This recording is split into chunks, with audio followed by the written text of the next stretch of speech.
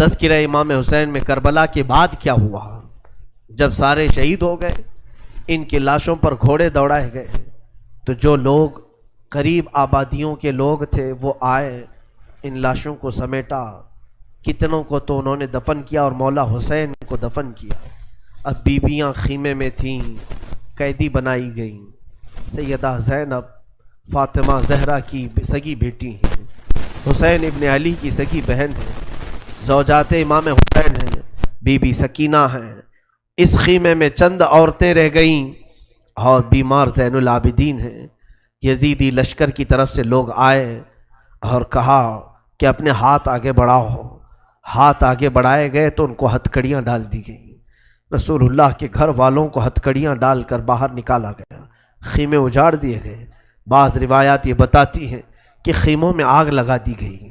جب خیمے جل گئے، شام کا وقت تھا، مغرب کے بعد یہ لٹا ہوا تاخت و تاراج قافلہ کوفہ کی طرف جا رہا تھا۔ کربلا سے اب یہ کوفہ جا رہے تھے، لیکن ظالموں نے جتنے شہید ہوئے تھے ان کے سر سنبھال کر رکھے تھے۔ امام حسین ابن علی کا سر لے لیا، عباس علمبردار کا سر لے لیا، اور علی اکبر امام قاسم کے سر کاٹ کر لے لیے۔ سارے سروں کو انہوں نے، اس لیے کہ اس وقت ثبوت پیش کرنے کے لیے سر دکھانے پڑتے تھے کہ ہم نے ان کا قتل کیا ہے۔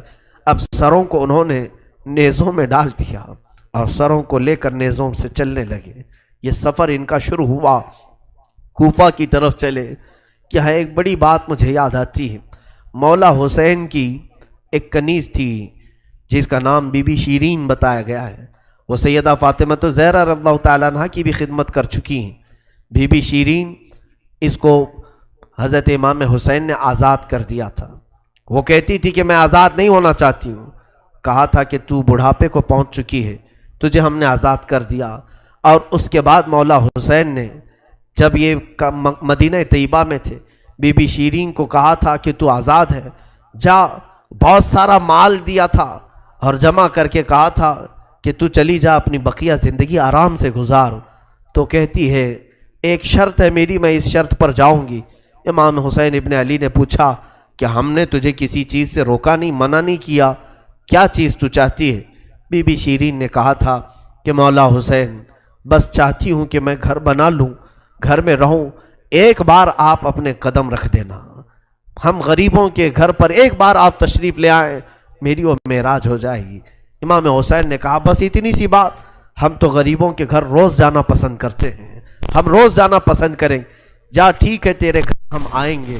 اور بی بی شیرین نے کہا نہیں مولا، میری ایک درخواست یہ ہے کہ آپ اپنے خاندان کے ساتھ آئیں گے، اپنے شہزادوں شہزادیوں عورتوں کے ساتھ آئیں گے۔ مولا حسین نے ساری عورتوں سے کہا دیکھو بی بی شیرین کہتی ہے اس کے گھر دعوت ہے، ہم سب آئیں گے۔ اور اس کو بطور مسکراتے ہوئے آپ نے فرمایا بی بی شیرین، ایسا نہ ہو کہ ہم آئیں اور تو پہچان ہی نہ سکے، ایسا نہ ہو کہ تو پہچان ہی نہ سکے۔ قدموں میں گر گئی، کہا کہ میں آپ کے گھر کی کھائی ہوئی، میں آپ کی پروردہ، کبھی آپ کو نہ پہچانوں، ایسا کیسے ہو سکتا ہے؟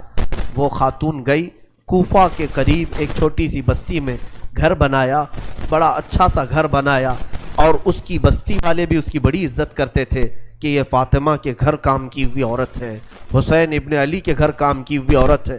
وہ ہر گھر میں جاتی تھی، بستی والوں سے کہتی تھی لوگوں دیکھنا میں نے گھر بنایا اور پیغام بھیج دیا ہے، فاطمہ کے لاڈلے شہزادہ رسول امام حسین نے مجھے وعدہ کیا ہے ایک بار وہ میرے گھر تشریف لائیں گے۔ بستی والے کہتے تھے کیا تیری قسمت ہے کہ تیرے گھر مولا حسین آنے کی بات کر چکے ہیں، رسول اللہ کا شہزادہ تیرے گھر آئے گا۔ سب اس کی گاؤں میں بڑی عزت تھی، لوگ کہتے تھے کہ اس کی بات پر حسین آنے والے ہیں۔ ایک بار جیسے ہی بی بی شیرین کو خبر ہوئی کہ امام حسین مدینہ سے مکہ نکل چکے ہیں اور مکہ سے کوفہ آنے والے ہیں، جیسے ہی یہ خبر ملی تو اس نے پیغام بھجوایا اور پھر اپنے گھر کو رنگ و روغن کرنا شروع کر دیا اور کمرے سجائے کہ مولا حسین کا قافلہ آ رہا ہے اور کوفہ جانے والے ہیں اور میرے گھر پر ٹھہریں گے۔ جنگ کی کوئی خبر ہی نہیں تھی۔ گاؤں والوں کو جیسی اطلاع ہوئی، گاؤں کے سارے لوگ اس کے ساتھ مل گئے۔ پورے گاؤں میں سارے لوگ گھروں کی تیاریاں کر رہے تھے اور سب لوگ روز انتظار کرتے بی بی شیریں پہاڑ کے ایک چوٹی پر صبح سے شام تک بیٹھتی، ہر آنے جانے والے قافلے والے کو دیکھتی، جو مکہ سے کوفہ کے لیے آ رہا ہے جا رہا ہے، دیکھتی، انتظار کرتی، اس میں امام حسین اپنے گھر والوں کے ساتھ آنے والے نہیں آئے۔ کئی دن گزر گئے اور اسی زمانے میں ایک رات ایسی آئی کہ اس کے گھر ایک عورت آئی، کہا بی بی شیریں اٹھو جلدی۔ کہا کیا؟ کہ حاکم بصرہ ابن زیاد کا لشکر، بہت بڑا لشکر ہے اور وہ لشکر باہر آیا ہوا ہے، تیرا بڑا گھر ہے، وہ چاہتے ہیں کہ آج کی رات تیرے گھر میں گزارے۔ کہا کون لوگ ہیں، کیوں آئے ہیں؟ کہا سنا ہے کہ ایک باغی نے بغاوت کی تھی اور اس کا سر کچل دیا گیا، اسے مار کر کے اس کا سر لایا گیا ہے اور اسی کو دمشق امیر المومنین یزید کے پاس لے جایا جا رہا ہے۔ بی بی شیریں نے کہا پتہ نہیں کون سا باغی تھا، کس نے بغاوت کی تھی، کس سے جنگ ہوئی تھی، خبر نہیں ہے، بہرحال اگر حاکم کا قافلہ گھر کے دروازے پر کھڑا ہے تو میں دروازہ کھول دیتی ہوں۔ دروازہ اس نے کھولا، بہت سارے رات کا وقت ہے، شہزادوں کے سر نیزوں پر لٹکے ہوئے ہیں، حسین ابن علی کا چہرہ دھول میں اٹا ہوا تھا، زلفیں چہرے پر آئی ہوئی تھیں، بیبیاں سب باندی بنا کر لائی گئی تھیں اور سب جکڑی ہوئی تھیں، چہرے ان کے بالوں سے ڈھاکے ہوئے تھے۔ اس خاتون نے دیکھا اور کہا ہائے ہائے افسوس، قیدی آئے ہیں میرے گھر۔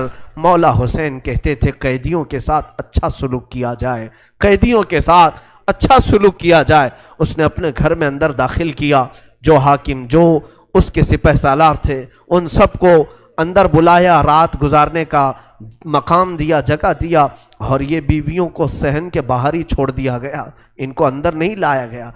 اور اس خاتون نے کہا ان قیدیوں کو بھی تو لاؤ، میرا گھر کافی بڑا ہے، میں اندر سلا لوں گی۔ اسے اب تک یہ خبر نہیں تھی یہ لٹا ہوا قافلہ ہے کس کا، آخر یہ لٹا ہوا قافلہ کس کا آیا ہے۔ رات کے وقت اس نے کھانا بنایا، سارے فوجیوں نے کھانا کھا لیا، تو بی بی سے کہا ان قیدیوں کو کھانا مت دینا، وہ کھانے کے مستحق نہیں ہیں۔ اس نے چلا کر کے کہا دیکھو ہمارا دستور یہ ہے کہ میں فاطمہ کے گھر کام کر چکی ہوں، وہاں فاقے تو رکھتے تھے لوگ، گھر میں فاقہ تو ہوتا تھا، لیکن باہر آنے والے مہمان کو بھوکا نہیں رکھا جاتا، وہ چاہے قیدی ہوں، باغی ہوں، جس طرح کے ہوں، مجھ سے جو بن سکے گا میں کھلاؤں گی۔ اس نے کھانے بنائے اور اس کے بعد لے کر کے آئی، اور اس کے بعد کھانا جب سیدہ بی بی زینب کے پاس رکھا تو بی بی زینب نے اپنے دونوں ہاتھ دکھائے جو پیچھے بندھے ہوئے تھے۔ اس خاتون نے، بی بی شیریں نے کھولا اور ان کے بالوں سے چہرہ ڈھکا ہوا تھا، اور اس نے کھانا پروسا کہ کھا لو بیویوں، کھا لو۔ تو بی بی زینب نے پکار کر کے اپنے بھائی کا نام لیا، یا حسین ابن علی۔ تو بی بی شیریں چونک اٹھی، یہ نام تو کیوں لے رہی ہے؟ یہ نام تو میرے آقا کا ہے جس کی میں باندھی تھی، میں خدمت گزار تھی، یہ نام تو کیوں لے رہی ہے؟ بی بی زینب کہتی ہے بی بی شیریں کیا ہم نے تجھے پہچان لیا؟ بابا نہیں کہتے تھے کسی دن ہم گھر پر آئیں اور تو پہچان ہی نہ سکے؟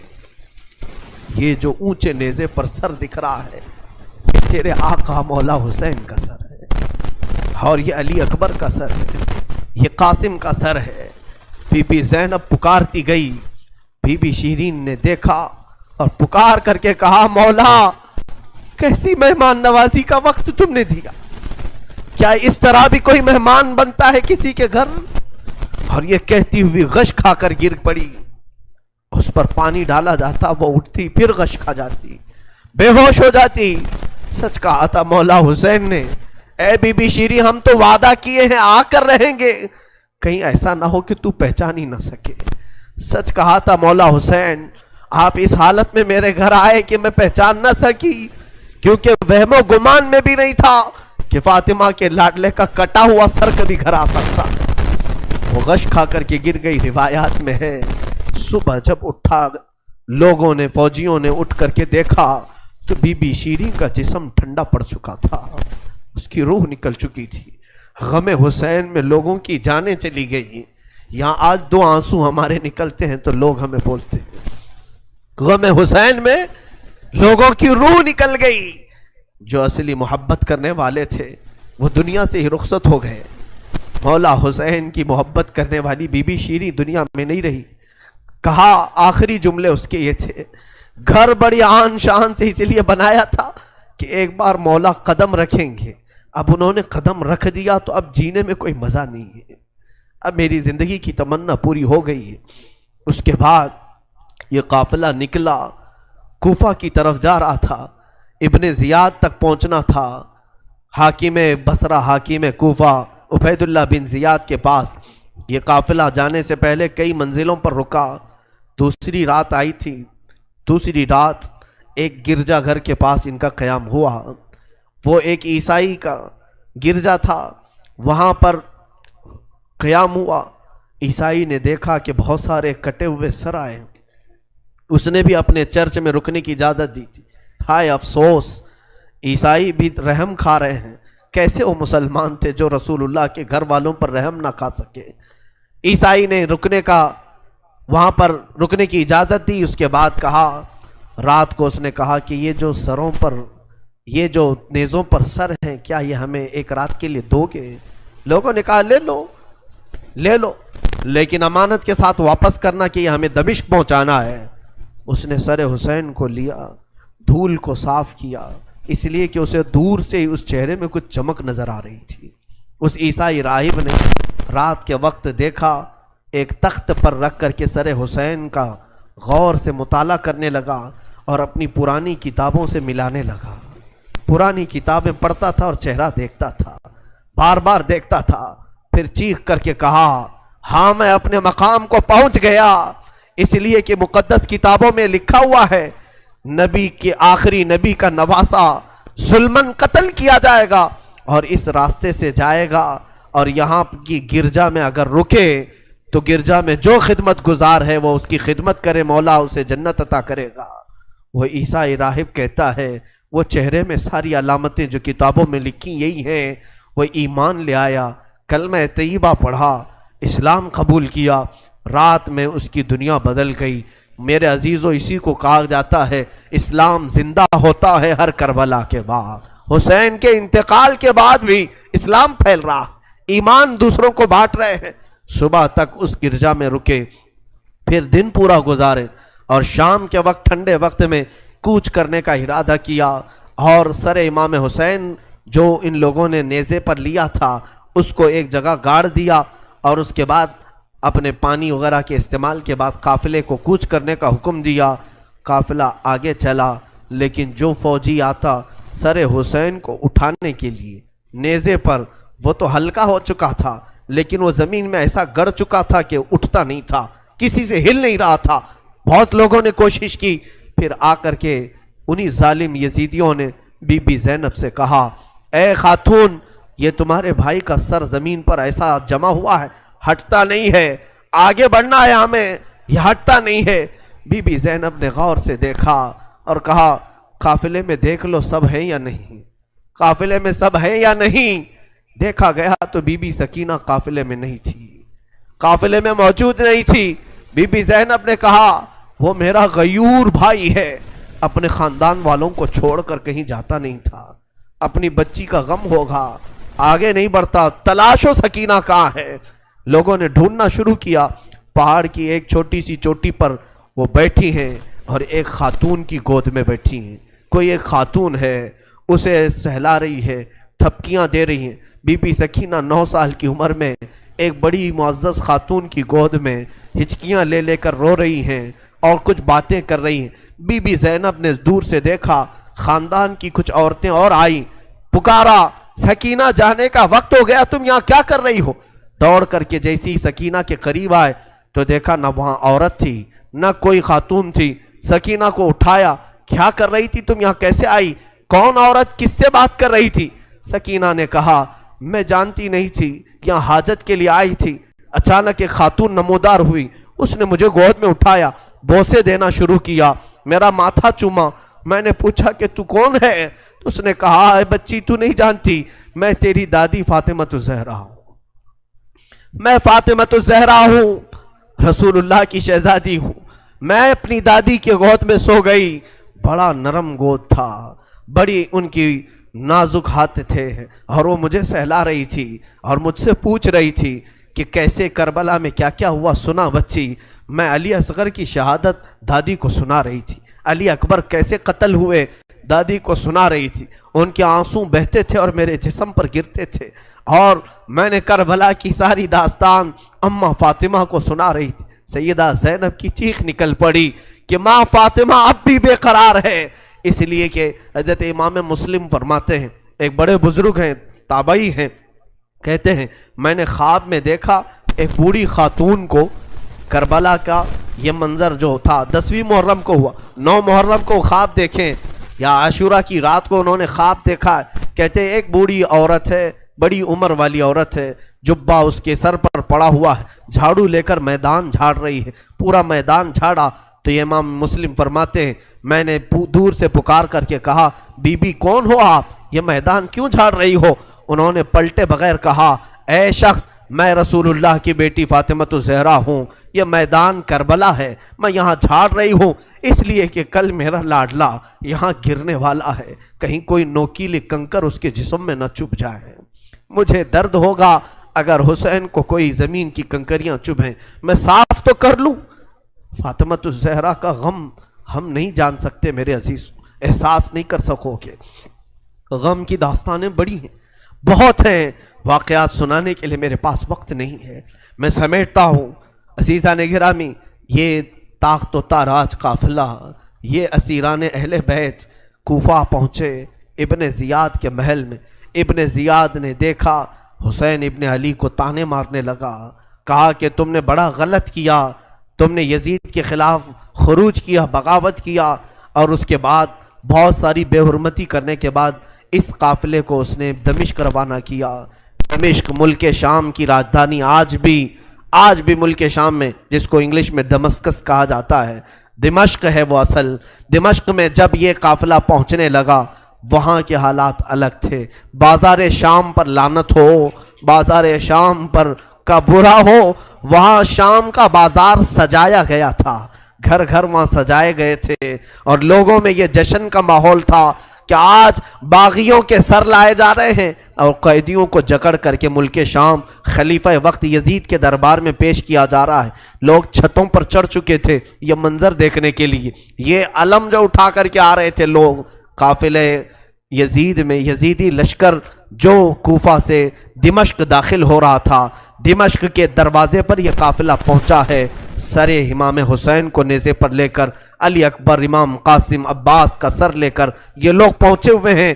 ابھی ملک شام کے بازار میں دیکھا اچانک طبلے بجنا شروع ہو گئے، ڈھولوں کی آوازیں بلند ہو گئی، باجے شروع ہو گئے اور بہت زیادہ بانسریاں بجنے لگیں، اور اس جشن کے ماحول میں اس قافلے کو لایا جا رہا ہے۔ آگے لوگ ناچتے ہوئے جا رہے ہیں، کھیلتے ہوئے جا رہے ہیں کہ فتح مبین یزید کا اچھا ہو، جے جے کار لگ رہی تھی۔ خاندان اہل بیت کو قیدی بنا کر کے لایا گیا ہے۔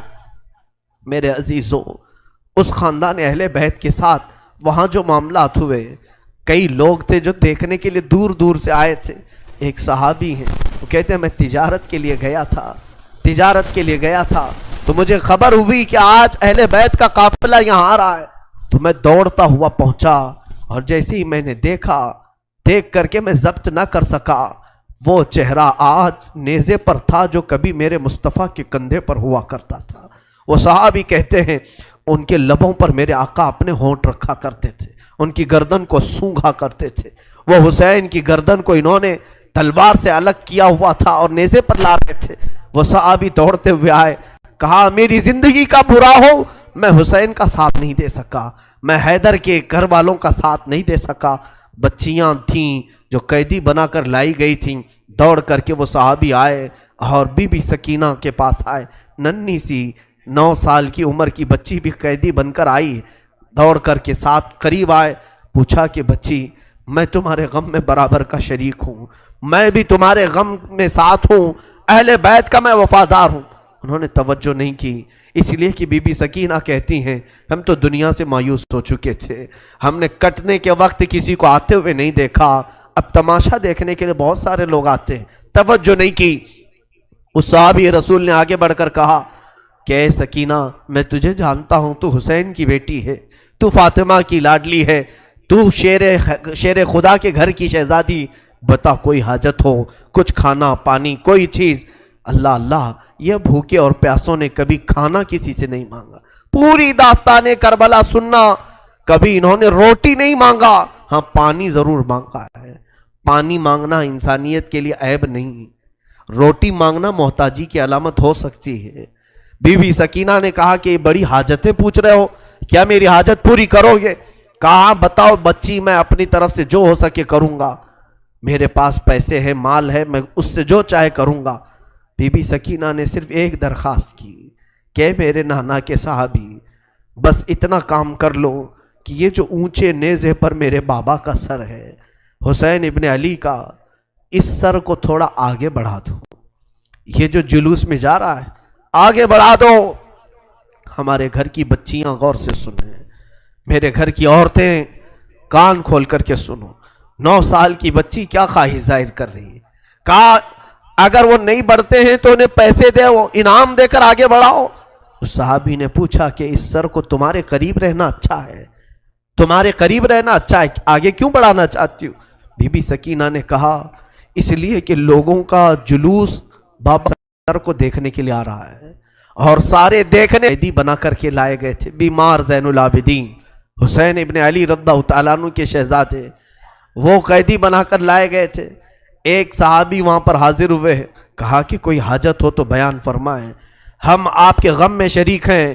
حضرت امام زین العابدین نے کوئی توجہ نہیں کی، یہاں تک کہ ایک سپاہی یزید کا ایسا تھا جو تھیلا بھر کر کے پتھر لے کر چل رہا تھا، تھیلا بھر کر پتھر لے کر چل رہا تھا، اور وہ باہر کھڑے ہوئے لوگوں میں پتھر بانٹتا تھا کہ کچھ پتھر تم لوگ برسا ہو۔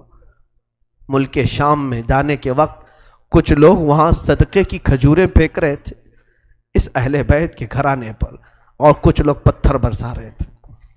یزید کے یہ مخالف لوگ ہیں، باغی لوگ ہیں، ان کے دلوں میں یزید کی محبت تھی، بنو امیہ کے وفادار لوگ تھے۔ اس قافلے پر کچھ لوگوں نے پتھر برسائے، وہ قافلہ اب اور کتنے زخم اٹھاتا، اب ان کو چھوڑا کیا تھا، لوگوں نے سارے زخم تو دے دیے تھے۔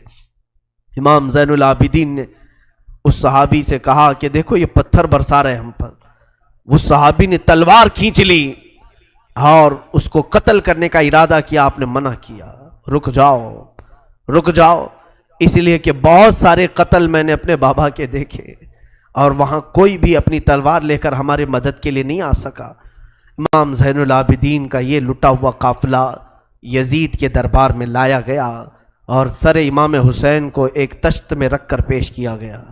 یزید اپنے ہاتھ میں چھڑی لے کر مولا حسین کے لبوں پر مارتا تھا اور کہتا تھا حسین تمہاری جوانی ختم ہو گئی، کاش تم میری بیعت کر لیتے تو تم زندگی سے ہاتھ نہیں دھوتے، اور کبھی میں نہیں چاہتا کہ تمہارا قتل ہو جائے۔ اس نے جھوٹے الفاظ میں لوگوں کو اس طرح ورغلایا۔ سیدہ زینب نے وہاں پر ایک جرأت مندانہ خطبہ دیا تھا، مولا حسین کی سگی بہن یزید کے دربار میں خطبہ دی تھی، اور اس کے بعد پھر یہ اسیران اہل بیت کو یہاں ملک شام میں چند دن ٹھہرایا گیا اور آزاد کیا گیا، مدینہ طیبہ کے لیے رخصت کرنے کا حکم ہوا۔ یہ لٹا ہوا قافلہ مدینہ آیا۔ اللہ اللہ، مدینے کو جب یہ لوگ پہنچے، اہل مدینہ کہتے ہم کو وہ شہادت کی خبر پہلے سے مل گئی تھی، کربلا میں مولا حسین کا قتل ہو چکا ہے، خاندان اہل بیت کے ساتھ برا سلوک ہوا ہے۔ پورا مدینہ سرحد پر آ کر کھڑا ہو گیا تھا، مدینے کے باہر انتظار میں۔ وہاں ننھی سی سغرا بھی تھی، مولا حسین کے کچھ گھر والے بھی تھے، وہ انتظار میں تھے۔ جیسے ہی لوگ مدینہ طیبہ میں داخل ہونے لگے، بیویوں کو دیکھ کر مدینے والے چیخ پڑے، سارے مدینے والے زاروں قطار رونے لگے۔ سیدھا یہ قافلہ آیا بارگاہ رسول میں، مصطفیٰ صلی اللہ علیہ وسلم کی قبر انور کے پاس پہنچ گیا، اور پھر بی بی زینب وہاں کھڑے ہو کر شروع سے لے کر اخیر تک کی داستان میرے آقا کو سنانے لگی۔ یا رسول اللہ، آپ کا دوش پر سوار ہونے والا شہزادہ، آپ کا محبوب نظر حسین بڑے زخموں سے چور چور تھا۔ یا رسول اللہ، وہ کربلا میں لاشیں اٹھاتا رہا، پیاسا رہا، بھوکا رہا۔ مدینے کے لوگ کہتے ہیں پورا مدینہ صرف زندگی میں 2 مرتبہ سب سے زیادہ رویا ہے، ایک اس وقت جب میرے آقا کی وفات ہوئی تھی، جب میرے آقا کی وفات ہوئی تھی، دوسرا اس وقت جب اہل بیت کا قافلہ مدینے میں لٹ کر داخل ہوا تھا، سارے غموں سے نڈھال تھے، ہر کوئی پریشان حال تھا۔ بی بی صغرا ننھی سی تھی، 6 سال کی تھی، بار بار لپٹ کر کے بی بی زینب سے کہتی ہیں وہ ننھا بچہ کہاں ہے علی اصغر جس کے ساتھ میں کھیلتی تھی، وہ کہاں ہے، فلاں کہاں ہے۔ بچی کے دماغ میں جتنے یاد تھے سب کو پوچھا کرتی تھی۔ بی بی زینب کہتی ہیں ہر ایک کے جواب میں جب میں کہتی تھی وہ بھی انتقال کر گئے، وہ بھی انتقال کر گئے۔ بی بی صغرا پوچھتی تھی کیا کربلا میں موت سستے میں ملتی ہے؟ جہاں آپ لوگ گئے تھے موت بہت سستی ہے، اتنوں کو کیسے آپ نے موت کے گھاٹ اتار دیا؟ بی بی زینب کے پاس کوئی الفاظ نہیں تھے۔ امام زین العابدین کا زندگی بھر یہ حال تھا۔ اللہ اکبر! زین العابدین وہ تنہا شہزادے ہیں میرے مولا حسین کے جو پھر 95 ہجری تک باحیات رہے۔ امام حسین کی شہادت ہونے کے بعد 61 ہجری میں جو شہادت ہوئی اس کے بعد سے سن 95 ہجری تک آپ باحیات رہے، لیکن روتے روتے آنکھوں کا پانی سوکھ گیا تھا۔ لوگ کہتے ہیں امام زین العابدین کو ہم لوگ دیکھتے تھے، کبھی وہ روتے تھے تو دونوں آنکھوں سے خون نکل آتا تھا۔ لوگ پوچھتے کہ مولا زین العابدین سجاد آپ اتنا کیوں روتے ہیں؟ کہتے ہیں کیا تم میری ہنسی کی تمنا رکھتے ہو؟ جس کے سامنے اس کے بھائیوں کو، اس کے گھر والوں کو، اس کے باپ کو کاٹا گیا ہے، اس کے گھر والوں کو کاٹا گیا ہے۔ امام زین العابدین کا حال یہ تھا کہ امام زین العابدین شہر میں جا رہے تھے اور قصاب گوشت بیچنے والا دکان میں بیٹھا ہے، گوشت بیچ رہا ہے۔ جیسے ہی وہ قریب آنے لگے اس نے جلدی سے گوشت کے اوپر چادر ڈال دی، گوشت چھپا دیا۔ لوگ جو گوشت خریدنے والے کھڑے تھے انہوں نے پوچھا کہ اے بندے تو کیوں گوشت چھپا رہا ہے؟ کہا زین العابدین آ رہے ہیں، وہ ابھی یہاں کھڑے ہوں گے اور گوشت دیکھ کر کے رونا شروع کر دیتے ہیں، گوشت دیکھ کر کے رونا شروع کرتے۔ کہا ایسا کیوں کرتے ہیں؟ کہتے ہیں جب بھی وہ میری دکان کے پاس یہ کچا گوشت دیکھتے ہیں تو کہتے ہیں کہ میرے بھائیوں کا گوشت ایسے ہی کاٹا گیا تھا اور ادھیڑا گیا تھا۔ زندگی بھر وہ گوشت کی دکان کے پاس کھڑے ہوتے تو ان کی آنکھیں بہہ جاتی۔ اور اس کے بعد ایک روایت یہ بھی ملتی ہے کہ قربانی کے دن تھے، مولا زین العابدین ایک جگہ سے گزر رہے ہیں، ایک قصائی بکرے کو لٹایا ہے اور جلدی سے اس پر چھری چلائی جا رہی تھی۔ امام زین العابدین دور سے کھڑے ہو گئے، کہا اے قصائی تو نے بکرے کو لٹایا، پانی پلایا کہ نہیں پلایا؟ وہ کھڑا ہوا، کہا اے امام زین العابدین ہم مسلمان ہیں، جانوروں کو کاٹتے ہیں تو پہلے پانی پلا کے کاٹتے ہیں۔ امام زین العابدین نے کربلا کی طرف منہ کیا، کہا مولا حسین مسلمان جانوروں کو پانی پلا کے کاٹتے ہیں، جانوروں کو پانی پلا کے کاٹتے ہیں، مگر اہل بیت کے کسی شہزادے کو ایک گھونٹ بھی پانی نہیں پلایا گیا اور انہیں ویسی ہی پیاسا شہید کیا گیا ہے، پیاسا کاٹا گیا ہے۔ امام زین العابدین کی پوری زندگی ایک ایک چیز کو دیکھتے تو رونے لگ جاتے تھے کہ کربلا میں یہ چیز نہیں تھی، یہ چیز نہیں تھی۔ ایک وقت ایسا بھی آیا، کوفہ کا گورنر ابن زیاد، یہ اب اس کے برے دن شروع ہو چکے تھے۔ میں پھر دوسری تقریر میں عرض کروں گا، ظہر کی اذان انشاءاللہ تقریر کے بعد ہوگی۔ آج سارا مجمع یہاں پر ہے اور انشاءاللہ بغیر نماز پڑھے ہم تو یہاں سے جائیں گے نہیں، اور اذان لوگوں کو جمع کرنے کے لیے ہوتی ہے، جو آلریڈی جمع ہیں پھر انہیں کیا جمع کیا جائے۔ اذان تو ہم دیں گے انشاءاللہ، صبر کریں۔ یہ وقت شہادت کا ہے، یہ وقت کربلا کی یاد کا ہے۔ مولا حسین کے یہ شہزادے امام زین العابدین رضی اللہ تعالیٰ، زندگی بھر آپ کے حالات یہ تھے کہ کبھی کچا گوشت دیکھیں تو رو پڑے، کسی جانور کو ذبح ہوتے دیکھیں تو رو پڑے۔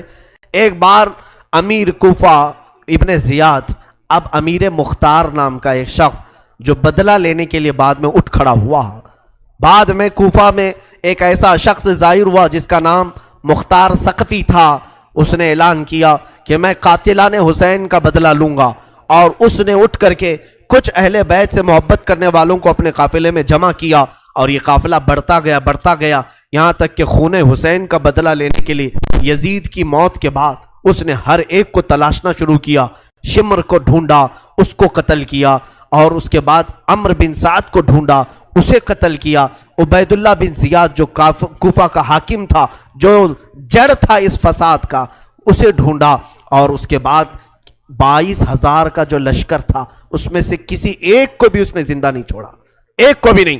جتنے وہاں شریک تھے سب کو قتل کیا، سب کو قتل کیا. اور 22,000 کو قتل کرنے کے بعد مختار ثقفی نے یہ اعلان کیا، ابھی میں نے حسین کی ایک انگلی کا بھی بدلہ نہیں لیا، میں حسین ابن علی کی ایک انگلی کا بھی بدلہ نہیں لیا. یزید خائب و خاسر ہو کر مر گیا. اور یزید کی سب سے بڑی ذلت تو یہ ہے، یزید کے بعد اس کا بیٹا معاویہ تخت پر بیٹھا. پہلے دن خلیفہ بنا کر اسے بٹھایا گیا، اس کے بعد 6 مہینے تک وہ گھر سے باہر ہی نہیں آیا. 6 مہینے کے بعد سیدھے لاش باہر آئی بیٹے کی. وہ 6 مہینے کبھی تخت پر نہیں بیٹھا یزید کے. لوگ کہتے تھے کہ معاویہ آپ یزید کے جانشین ہیں، وہ نیک شہزادہ تھا. دیکھیں اللہ کی مصلحت کیسی، صحابی کے پیٹ میں یزید پیدا ہوا، یزید کے پیٹ میں معاویہ، پھر اچھا شہزادہ پیدا ہوا، نیک تھا. اس نے کہا، لوگ جب کہتے تخت پر بیٹھ جائیے تو اس نے اس تخت کی طرف دیکھ کر کے تھوک دیا اور کہا اس تخت پر بیٹھوں جس پر شہزادہ رسول کا خون لگا ہوا ہے، اس تخت پر بیٹھوں جو تخت حسین ابن علی کے گھر والوں سے رنگا ہوا ہے. کبھی اس تخت پر نہیں بیٹھا. اس کی یزید کی سب سے بڑی ذلت تو اسی پہ ہے کہ اس کا خود کا بیٹا اس کے تخت پر تھوک دیا، نہیں بیٹھ سکا. لیکن حسین کا چرچا آج بھی ہے، حسین کے شہزادے گلی کوچوں میں ہر جگہ ہے. سادات کی خوشبو تم محسوس کرو گے آج بھی. حسین ابن علی کے یہ صاحبزادے زین العابدین جہاں پر رہ رہے تھے خیمے میں، تو ایک مرتبہ ایسا ہوا کہ ابن زیاد جان بچاتا ہوا بھاگتا ہوا نکل آیا، کیونکہ مختار ثقفی اس کے پیچھے لگ گیا تھا، اپنے سواریوں کو دوڑا دیا تھا اس کے پیچھے کہ عبید اللہ بن زیاد جہاں بھی ملے اسے پکڑ کر کے لاؤ، اسے پکڑ کر کے لاؤ. تو سب اس کے پیچھے لگ گئے. مختار ثقفی کے ڈر سے عبید اللہ بن زیاد جان بچاتا ہوا بھاگتا ہوا ایک خیمے میں آیا. وہ خیمہ کسی اور کا نہیں، امام زین العابدین کا تھا. وہاں پر پہنچ گیا. آپ قرآن پاک کی تلاوت میں مصروف تھے. مختار ثقفی کے ڈر سے آنے والا یہ عبید اللہ بن زیاد ہانپ رہا تھا، کانپ رہا تھا. امام زین العابدین نے سر اٹھا کر کے دیکھا، کیا بات ہے؟ کہا پیاس کی شدت ہے، اگر تمہارے پاس پانی ہو تو پلاؤ. امام زین العابدین نے فوراً کھٹوری بھری اور پانی دیا. اس نے پانی پیا اور پھر کہا اور پانی ملے گا. انہوں نے اور ایک کھٹوری بھری اور پھر پانی پلایا. اس نے پیا، 3 کھٹوریاں پانی پیا. عبید اللہ بن زیاد یہ سوچنے لگا شاید امام زین العابدین نے مجھے پہچانا نہیں ہوگا. اس نے کہا آپ مجھے نہیں پہچانے ہوں گے شاید. آپ نے چہرہ اٹھایا تو آنکھوں میں خون تھا، آنکھوں میں خون تھا. کہا اے ظالم، تجھے نہیں پہچانوں گا؟ تیری وجہ سے میرا پورا گھرانہ لٹ گیا، میرا پورا خاندان تو نے تباہ کیا، بھوکا اور پیاسا کربلا میں تڑپایا، تجھے نہیں پہچانوں گا؟ تو عبید اللہ بن زیاد بدبخت نہیں ہے؟ تو اس نے کہا جب آپ نے پہچانا تو پانی پلا رہے ہو. امام زین العابدین نے کہا جو تو نے ہمارے ساتھ سلوک کیا وہ تیری فطرت تھی، اور ہم نے جو سلوک کیا ہے یہ اہل بیت کی فطرت ہے، یہ اہل بیت کی شان ہے، ظالموں کے ساتھ بھی پانی پلانے کا سلوک. اسی لیے میرے عزیزو، آج اگر ہمیں کچھ آس ہے، امید ہے، تو رسول کے انہی شہزادوں سے کہ ہماری برائیاں 1000 ہوں گی، لیکن مجھے امید ہے کہ ان حسین ابن علی کے شہزادوں سے اگر قیامت کے دن ایک بار ہم کہہ دیں گے پانی، تو امید ہے کہ یہ اپنے نانا کے حوض کوثر سے ہمیں پانی ضرور پلائیں گے.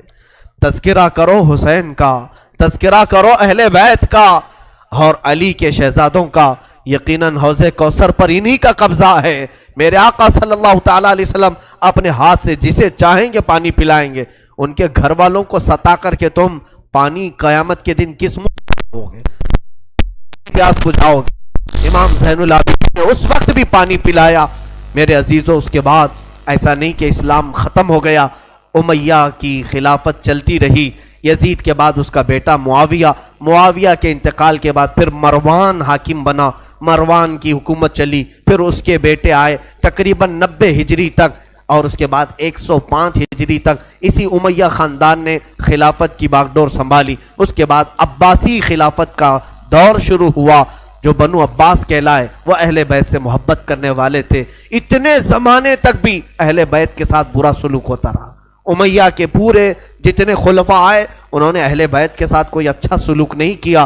امام باقر کے ساتھ، امام جعفر صادق کے ساتھ، امام موسیٰ کاظم کو 12 سال تک قید میں رکھا گیا تھا، ان کو زہر پلایا گیا تھا، کوڑے مارے گئے تھے. یہ اماموں کے ساتھ برا سلوک تقریباً 100 سال تک چلتا رہا. اور ایسا نہیں، رسول کا گھرانہ آج بھی لٹانے پر قربان ہے. آج بھی اگر کوئی بات آ جائے تو دیکھنا رسول اللہ کی جو اصلی آل ہوں گے، اصلی اولاد ہوں گے، وہ قیادت کے لیے آگے بڑھیں گے اور اپنا سر بھی پیش کریں گے. ہندوستان کی فتح میں سلطان محمود غزنوی کے قافلے میں 2 شہزادے ایسے تھے کہ یہ قلعے کے پھاٹک پر، یہاں جب سلطان محمود غزنوی حملہ کے لیے آتے تھے ہاتھیوں کو دوڑاتے تھے، اور جو قلعہ تھا یہاں ہندوستان کا جس کو فتح کرنا تھا، اس قلعے کے پھاٹک پر نوکیلے کیل لگے ہوئے تھے، ہاتھیوں کے سروں میں گھس جاتے تھے تو وہ ہاتھیاں چیخ کر کے پیچھے آ جاتی، قلعہ فتح نہیں ہوتا تھا. رات کو خواب میں محمود غزنوی نے دیکھا حضور پاک صلی اللہ علیہ وسلم تشریف لائے. محمود غزنوی بادشاہ ہے، پوچھا یا رسول اللہ ہندوستان فتح کیسے ہوگا؟ میرے آقا نے فرمایا تیری فوج میں میرے 2 شہزادے ہیں، ان سے مشورہ لے، وہ جو کہیں گے تو اس پر عمل کر. صبح اٹھا تو فوج میں دیکھا تو 2 آلے رسول تھے، 2 نوجوان تھے. حاضر ہوا، کہا آپ میری فوج میں ہیں، میں نہیں جانتا تھا، آپ مجھے مشورہ دیں کہ کیا کرنا ہے. جانتے ہو دونوں شہزادوں نے کیا مشورہ دیا؟ پہلے وعدہ لیا سلطان جو ہم کہیں گے اس پر عمل کرنا ہوگا. کہا بالکل عمل کروں گا. کہا بات در حقیقت یہ ہے جب تم ہاتھیوں کو دوڑاتے ہو یہ قلعے کا پھاٹک توڑنے کے لیے، اس قلعے پر نوکیلے کیل لگے ہوئے ہیں، وہ ہاتھیوں کے سر میں گھس جاتے ہیں، اس وجہ سے ہاتھی توڑ نہیں پاتے. کل صبح جب حملے کے لیے تم ہاتھیوں کو تیار کرو، ایک کام کرنا، ایک ہاتھی کے سر پر مجھے باندھنا، دوسرے ہاتھی کے سر پر میرے بھائی کو باندھنا. یہ دونوں شہزادوں نے کہا. محمود غزنوی تڑپ گیا، کانپ گیا، قیامت کے دن میں کیا جواب دوں، اور وہ منہ چھپا کر بھاگ آیا. دونوں شہزادے باہر آئے اور فوجیوں کو حکم دیا ہاتھیوں کے سروں پر ہمیں باندھا جائے. وہ خود انہوں نے ہاتھیوں کے سروں پر اپنے آپ کو باندھا. ہاتھی دوڑائے گئے اور ہاتھی دوڑ کر جیسے ہی قلعے کے دروازے پر ٹکر مارا اور وہ نوکیلے کیل انہی شہزادوں کے سینوں میں ایسے پیوست ہو گئے، اتنی تیزی سے چپ گئے کہ دونوں کی لاشیں انہی پھاٹک پر لٹکی رہ گئی اور وہ دروازہ ٹوٹ کر کے گر گیا اور ہندوستان میں اسلام کا پرچم لہرایا گیا تھا. یہاں پر بھی خون آل رسول ہے. میرے عزیزوں، یہ اہل بیت کے دم قدم سے ہم آج اسلام کی بہاریں دیکھ رہے ہیں. یہ سارا صحرا ان قربانیوں کو جاتا ہے. آج ہم نے تذکرہ امام حسین کیا. کچھ ذمہ داریوں کی بات اخیر میں کر جاؤں. آج جتنے بھی جوان یہاں حاضر ہیں میں حسین کا انہیں واسطہ دیتا ہوں، حسین کے لاڈلوں کا واسطہ دیتا ہوں. خیرت کرو، اب شرم کرو. اب تمہاری زندگی گزارنے کے وہ طریقے نہیں ہونا چاہیے جس طریقوں پر تم آج جی رہے ہو. آج تمہارے چہروں پر نہ حسین کی کوئی علامت ہے، نہ کربلا والوں کی کوئی علامت ہے. اے میرے عزیز بچوں، اے میری ماں اور بہنوں، اٹھو. کربلا والوں سے اگر تم محبت کرتے ہو تو آج علم حسین لو. اور علم حسین کا نام مپنجا نہیں بلکہ در حقیقت علم حسین قرآن مجید کا نام ہے. تم اپنے ہاتھوں میں اس مصحف پاک کو اٹھاؤ. کیا تم نہیں دیکھتے سر امام حسین بھی تلاوت کر رہا تھا جب دمشق کے بازار میں حسین کا سر لایا گیا تھا؟ اس وقت بھی لوگوں نے دیکھا نیزے کے اوپر سے امام حسین کے لبوں سے یاسین مبارکہ کی تلاوت کی آواز آ رہی تھی. وہ حسین کٹے ہوئے سر سے بھی جب تلاوت کر سکتے ہیں، تم کیوں تلاوت نہیں کرتے؟ آج قرآن کیوں نہیں پڑھتے؟ قرآن کو کیوں ہاتھ نہیں لگاتے؟ آج ہمارے گھروں میں جو اندھیرا ہے یہ قرآن نہ پڑھنے کی وجہ سے. میرے آقا نے سچ فرمایا کہ تم اپنے گھروں کو قبرستان نہ بناؤ. جس گھر میں قرآن نہیں پڑھا جاتا اس گھر کو کہا گیا یہاں میتیں رہتی ہیں، یہاں مردے رہتے ہیں. کتنے گھروں میں قرآن پڑھا جا رہا ہے؟ مردوں کا گھر بنائے ہو. بچیوں کو بٹھاؤ، بچوں کو بٹھاؤ، قرآن ان کے ہاتھ میں دو، قرآن کی طرف توجہ کرو. اگر ایک بار پھر پلٹ آئی یہ امت تعلیمات اسلام کی طرف، مجال ہے کہ کوئی تمہاری طرف آنکھ اٹھا کر کے دیکھے. میں یہ چیلنج کے ساتھ کہتا ہوں تمہارے پاس ایمان کی جو دولت ہے پوری دنیا چھان مارو گے یہ دولت کسی قوم کے پاس نہیں ہے، کسی کے پاس نہیں. تمہارے پاس محبت رسول ہے، تمہارے پاس محبت علی ہے، تمہارے پاس محبت حسین ہے، تمہارے پاس اولیاء کاملین کے کردار ہیں، تمہارے پاس ساری علامتیں تبرکات ہیں، تم کیوں پیچھے ہو؟ تمہارا پیچھے رہنا تو افسوس کی بات ہے۔ آج لوگ تمہیں بزدل بنا رہے ہیں، آج لوگ تمہارے اوپر خوف کا ماحول طاری کیے ہوئے، ڈر کا ماحول طاری کیے ہوئے۔ شاید یہاں تم نے دیکھا بھی ہوگا، ہزاروں تقریریں ہیں، میں اپنی تعریف کے لیے نہیں کہہ رہا ہوں، ہزاروں خطبہ ہیں، چند ہی بولتے ہوں گے لوگ، اس لیے کہ خطبہ واعظین مقررین کی زبانوں کو بھی بند کرنے کی کوشش کر رہے ہیں۔ کتنے تو مجھے بولتے ہیں یوں نہ بولو مولانا، بہت جلدی گرفتار ہو جاؤ گے، بہت جلدی جیل میں چلے جاؤ گے، حکومت کی تمہارے اوپر نظر ہے، ڈپارٹمنٹ میں تمہارے ریکارڈ ہیں، بہت ساری باتیں ہیں۔ میرے عزیزوں، ایک طرف میرے پاس یہ امت مصطفیٰ بھولی بھٹکی ہوئی قوم ہے، ایک طرف میرے آقا کی قرآن عظیم ہے اور حسین اعظم کے کربلا کے واقعات ہیں۔ مجھے بتاؤ، کیا حسین ابن علی کا سامنا قیامت کے دن نہیں کرنا ہوگا؟ کیا ہم جیسوں کو پکڑ کر قیامت میں نہیں پوچھا جائے گا مولا نے تجھے زبان دی تھی، مولا نے تجھے قرآن کا علم دیا تھا، رب نے تجھے حدیثیں عطا کی تھی، تو نے اپنے حبیب کی امت کے ساتھ کیا سلوک کیا؟ کیا تو انہیں سبحان اللہ اور نعروں میں ہی سلا دیا کرتا تھا؟ اگر قیامت کے دن مجھے یہ سوال ہوگا میں کیا جواب دوں گا؟ اس لیے میں یہ بہتر سمجھتا ہوں، حق بولنے پر اگر گرفتاری ہو جائے تو میری گرفتاری کوئی معنی نہیں رکھتی، اس لیے کہ مجھ سے کئی لاکھ درجہ گنا بہتر امام زین العابدین جب گرفتار کیے جا سکتے ہیں اور مولا حسین کے گھر والوں کو قیدی بنایا جا سکتا ہے تو ہماری لاکھوں زندگیاں ان کی قید پر قربان ہوں۔ ہمیں قید سے ڈر نہیں ہے، ہمیں کوئی گرفتاری سے خوف نہیں ہے، اور ہماری زبانوں کو خریدنے کی کوشش بھی نہ کرو، ہمارے الفاظ کو خریدنے کی کوشش نہ کرو۔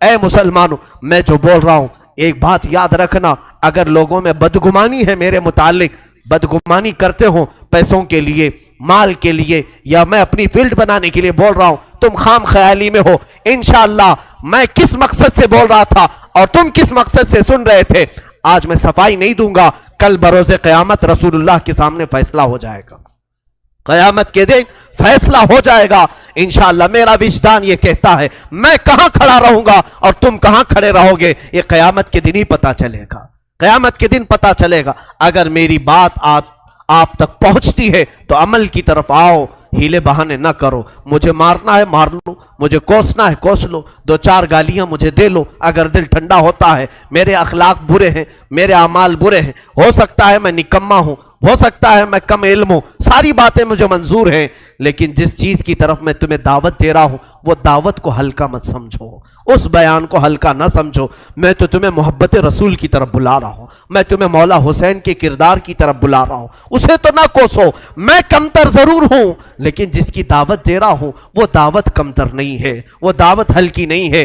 آؤ، میں ہزاروں نوجوانوں کی آج زندگیوں کو دیکھ رہا ہوں، تمہارے ہاتھوں میں آج دنیا نے کیا پکڑایا ہے؟ گندے نغمے، گندے موبائل کی فحش تصویریں، تم اسی کو دیکھ کر رات گزار رہے ہو، اسی سے صبح کر رہے ہو، تمہارے کان نغمے سن کر سوتے ہیں اور گانوں کی دھن پر صبح کرتے ہو۔ یہی اخلاق کل قیامت میں مولا حسین کے سامنے تم کھڑے ہوں گے، حشر کے دن تمہیں رسول اللہ کے سامنے کھڑا ہونا ہے، ان کے بچوں کے ہاتھ میں۔ ارے 11 سال کا بچہ جب تلوار اٹھایا تھا، تم اپنا موبائل اٹھا کر کے اس کو دکھاؤ گے؟ میں نے جوانی میں موبائل اٹھایا ہے، انہوں نے تلواریں اٹھائی تھی، کس لیے؟ امت مصطفیٰ کی حمایت کے لیے، شریعت طاہرہ کی حفاظت کے لیے۔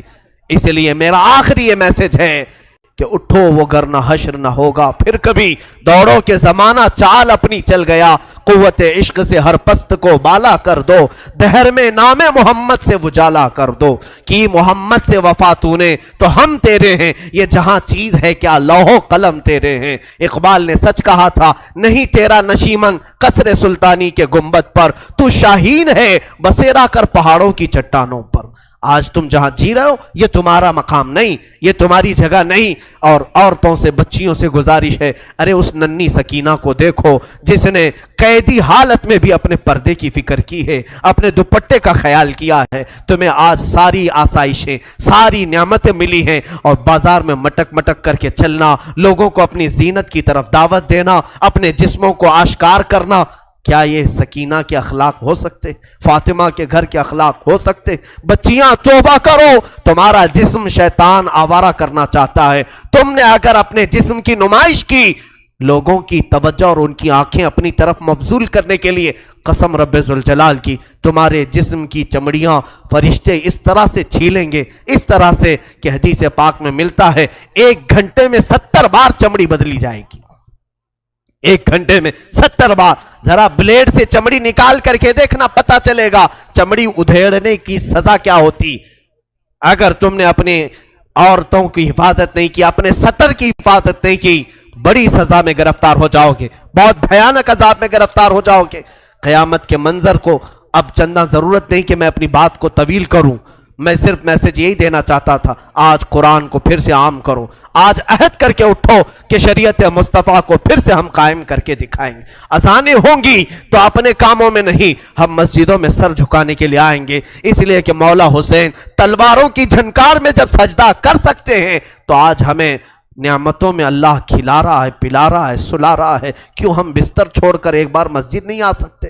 ہم اپنی دکان چھوڑ کر مسجد نہیں آ سکتے؟ ہم اپنا کام چھوڑ کر مسجد نہیں آ سکتے؟ میرے عزیزو، اگر مسجد نہ ملے، جہاں میسر ہو سجدہ کر لو، جہاں موقع ملے اپنی نماز کمپلیٹ کر لو، اس لیے کہ قیامت کے دن یہ اگر تمہاری کچی رہی تو سارے معاملات میں پھنس جاؤ گے۔ جس کی نمازیں نکل گئی پھر وہ ہر چیز میں نکل جائے گا انشاءاللہ العزیز۔ آخر میں انشاءاللہ العزیز اذان کے بعد میں 2 چند آپ کے سامنے اعلانات پیش کروں گا۔ بارگاہ الہی میں دعا ہے، مولا کریم کہنے سننے سے زیادہ عمل کی توفیق عطا فرمائے۔ اے رب قدیر، آج جو بھی شہادت امام حسین کا تذکرہ ہوا، اے ذوالجلال خدا، ہم سب کی آوازوں کو تو سن رہا ہے، ہمارے آہو بکا کو تو جانتا ہے۔ ہم غم حسین میں آج بیٹھے ہیں تیرے گھر میں، مولا جتنے یہاں حاضر ہیں سب کی حاجتیں پوری فرما دے۔ مولا جتنے سن رہے ہیں، خواتین، بچے، بچیاں دور دراز سے جو اس پروگرام کو سن رہی ہیں، شامل ہیں، مولا ان سب کو بھی ہم دعاؤں میں شامل کرتے ہیں۔ مولا حسین کی برکتیں ان سب کو بھی عطا فرما۔ اے اللہ، آج عاشورہ کا دن ہے، اے کریم خدا، آج تیری رحمتیں اترتی ہیں، تو بندوں سے راضی ہوتا ہے۔ حسین کے خون کا واسطہ، علی اصغر کے خون کا واسطہ، ہم گناہوں سے توبہ کرتے ہیں۔ مولا ہم سب کو سچی توبہ نصیب فرما، گناہوں سے بیزاری عطا فرما، گناہوں کے مرض سے شفا عطا فرما، ہمیں آنکھوں کی حیا عطا فرما، زبان کی طہارت عطا فرما، دل کو وسوسوں سے بچا لے، ہمارے ہاتھوں اور پیروں کو غلط کاموں سے محفوظ فرما لے۔ اے کریم خدا، ہماری بچیوں کو بے آبرو ہونے سے بچا لے، ان کے جسموں کو ان کے سطر کی تو حفاظت فرما۔ اے کریم خدا، پورے ہندوستان میں امن و امان عطا فرما، اسلام و سنیت کا بول بالا فرما، کفار و مشرکین کے برے منصوبوں کو خاک میں ملا دے۔ اے رب قدیر، تیرا احسان ہے تو نے ہمیں اسلام پہ پیدا کیا، تیرا احسان ہے تو نے امت محمدیہ میں بنایا، تیرا احسان ہے تو نے ہمیں علی اور حسین کے گھر والوں کے تذکرہ کرنے والوں میں پیدا کیا۔ اے مولا، یہ محبت حسین ہماری زندگی کی آخری سانس تک ہماری زندگی میں عطا فرما۔ اے رب ذوالجلال، اس مسجد پاک میں بچے، جوان، بوڑھے جتنے حاضر ہیں، جو جس پریشانی میں مبتلا ہے، مولا تو بہتر جانتا ہے، سب کی پریشانیاں دور فرما۔ اس پورے محلے پر مولا، ہمارے آس پاس جتنے گھر ہیں، اس پورے محلے پر زمینی آسمانی بلاؤں سے تو حفاظت فرما، غیب سے برکتوں کا نزول فرما۔ اے خلاق العالمین، ارحم الراحمین، تیرے دربار میں صرف اتنی التجا ہے، اگر ہماری زندگی باقی رہی، ان آنکھوں کو ایک بار تیرے حبیب پاک کے چہرے کی زیارت نصیب فرما، مولا حسین کے چہرے کی زیارت نصیب فرما، مولا بغداد، کربلا اور مدینہ طیبہ کی زیارت نصیب فرما، ہم سب کو حج مقبول نصیب فرما، ہماری دعاؤں کو رسول کریم صلی اللہ علیہ وسلم کے نالین پاک کے صدقے قبول فرما۔ ان اللہ وملائکتہ یصلون علی النبی یا ایھا الذین آمنوا صلوا علیہ وسلموا تسلیما۔ اللهم صل على سيدنا ومولانا محمد معدن الجود والكرم وآله وأصحابه الكرام وابنه الكريم وبارك وسلم. سبحان ربك رب العزة عما يصفون وسلام على المرسلين والحمد لله رب العالمين.